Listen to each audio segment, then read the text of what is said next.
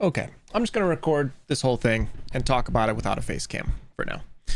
So welcome to season 24. Apex turns 6. This is happening February 11th, and I was invited to listen to the devs speak and give, their insights to what is changing to this season. So hopefully this is a little bit of a more detailed and personal approach rather than just reading the patch notes. So I'll just get into what the devs talked to us about. They started off by talking about the anti-cheat. So they're going to be continuing to roll out anti-cheat measures, but from where they're standing, as well as from my point of view, the anti-cheat measures they made this last couple seasons has been a big success. I do see less cheaters. They see that there was a meaningful reduction in cheating after they removed Linux. And I feel that as a player as well. They're additionally adding... Whoa, I just did something as Ash. All right, we'll get into Ash. Wow, that's okay. Ash is really good now, huh? They then talked about matchmaking priority. They talked about transparency, fairness, and tuning.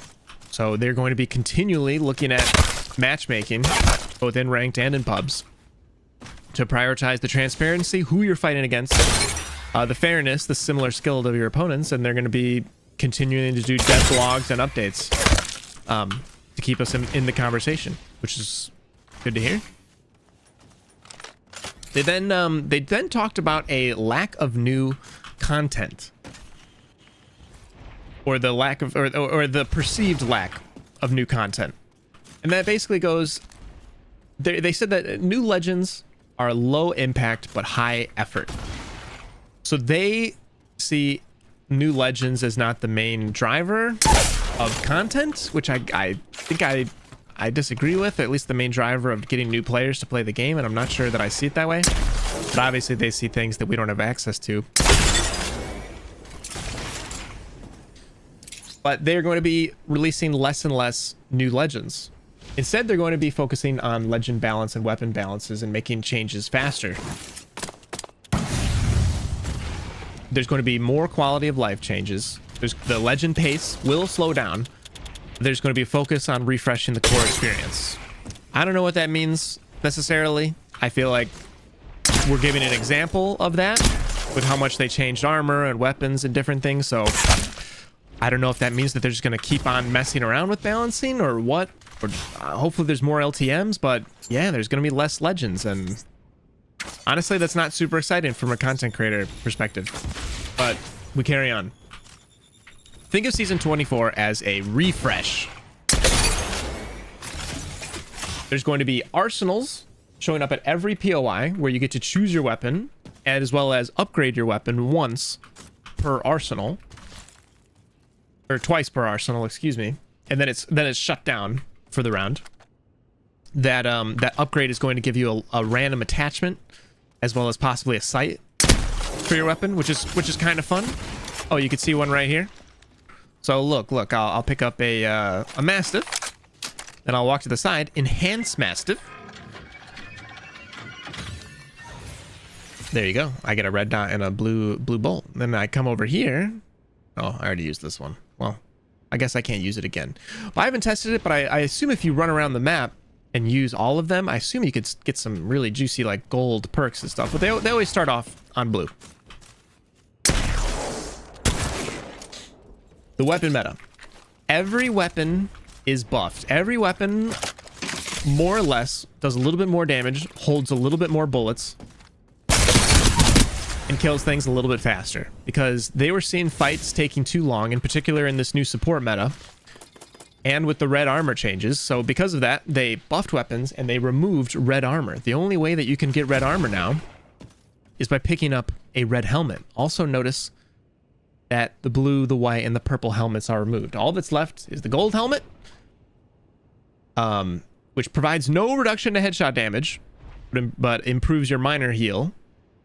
Syringes and shield cells have improved effects. Let's see. Oh, they do double. Wait a minute. Let me swap to a character that...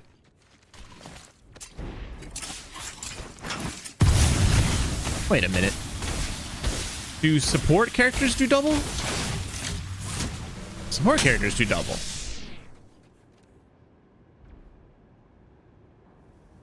So what's the point of this for... Wow, so they removed the thing that...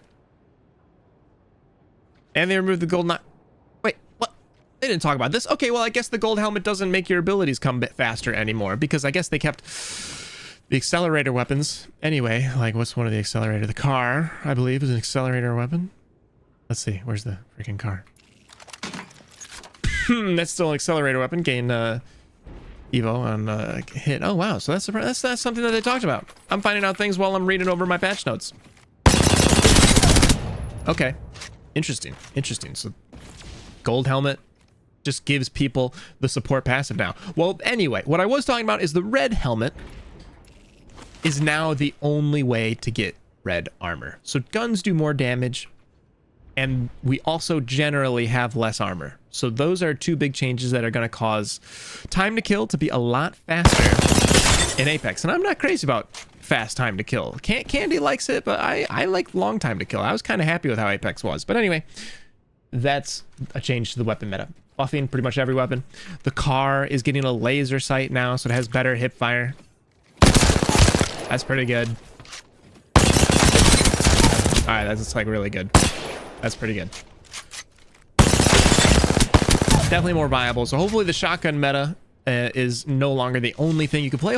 Their intention with buffing every weapon is that they want every single weapon to be viable, which I can respect that. Armor, helmets are gone. Headshot values are now going to be one consistent value across the board, rather than, you know, sometimes doing less damage to somebody's head because they have a helmet on or something, which I think is good. That's a good change. So sniper and marksman should feel even stronger, especially now that Evo's capped at purple. So you should be getting a lot more juicy headshots with marksman weapons now. I like that. Let's see. Crawl speed when you're knocked is also faster, and cells and syringes now stack up to 6. Which is actually... I think it used to stack up to 8, or was it 6? Anyway, I think it was 6 like how it used to be. So that's really, really strong for support characters. That's insanely strong for support characters, because support barely even runs batteries anymore anyway. So it's interesting. Time to kill is faster, but your ability to heal yourself is also stronger. So that's a fair trade, I suppose. But these changes are designed to resolve conflict faster, and since fights were taking too long and they were a little bit too slow. Let's choose our upgrades. 1 plus alt charge. Wow. 1 dash charge. Oh, cool. Let's try this dash thing. Jesus Christ. Yeah, that's a little strong. Yeah, I guess you could think of the season as Ash Reborn, if you need to think of it in those terms, because Ash is just crazy now with that dash around thing. It's funny, this is a thing that they said they weren't going to add, so this is definitely another philosophy change for Apex. Anyway, moving on. Assault Legends got a lot more perks. So every legend in the Assault class, they each get 3 passives added to them. They get Stowed Reload. When you... Yeah, let me change to a purple mag. Let me change to a purple mag real quick, just so you don't think it's gold mag shenanigans. So now when you have a weapon and you are an assault class, you shoot it a little bit, you wait 2 seconds, your stowed gun will reload, as you just saw with the car. So Stowed Reload is a passive for every assault class. You get Combat Reserve, so you have an additional 2 ordnance slots for grenades, which means that Fuse can hold 4 more grenades. These are dedicated spots only for grenades, so Assault can hold way more of those. And you also got Battle Surge. After cracking armor, you'll get a speed boost, you'll highlight the enemy for your team, and you'll get a faster reload. Let's see. So much speed, baby. Let's see the reload.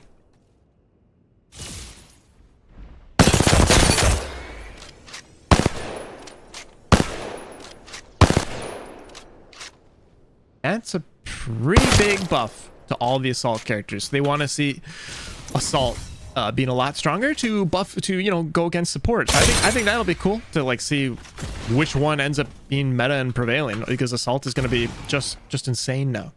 Ballistic as well, got lots of options. Ballistic got a lot of buffs.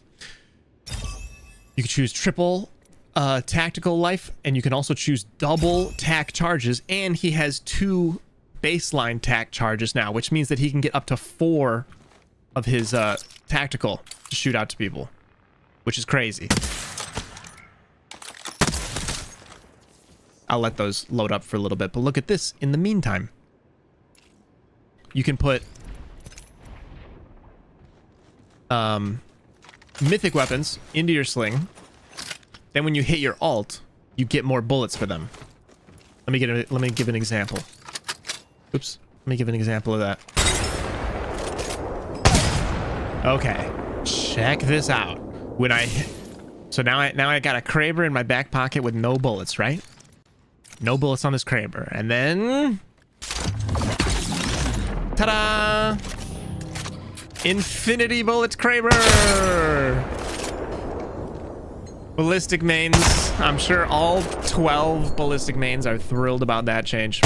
Hopefully this makes ballistic a little bit more viable, since he now has infinity bullets for mythic weapons in his sling. And check this out.